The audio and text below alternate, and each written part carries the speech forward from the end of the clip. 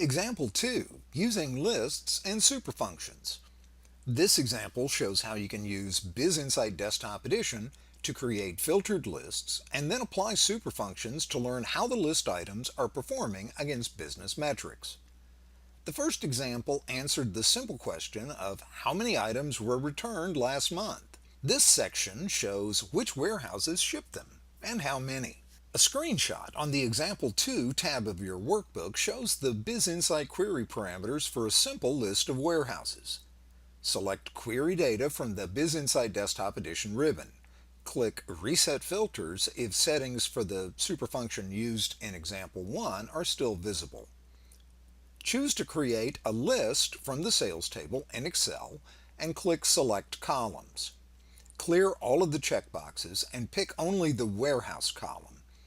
Be sure to remove duplicates, click OK, and place the list in Cell D14.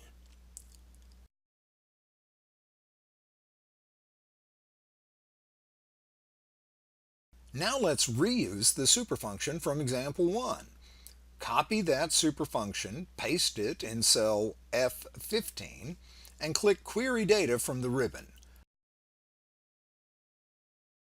All of the completed parameters will appear in the BizInsight Query Builder, but one more is needed to answer the question of which warehouses shipped the items that were originally returned.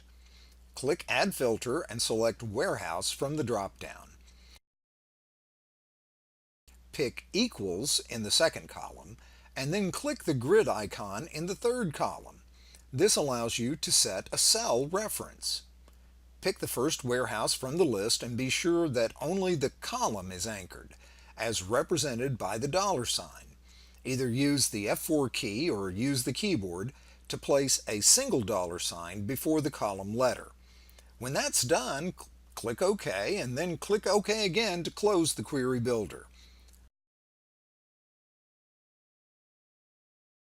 Select the same cell that contains the original superfunction and click OK. You'll be prompted to overwrite the cell contents. Choose Yes. Now, as with any other Excel function that uses anchoring, you'll be able to fill down and get the number of returns from each warehouse.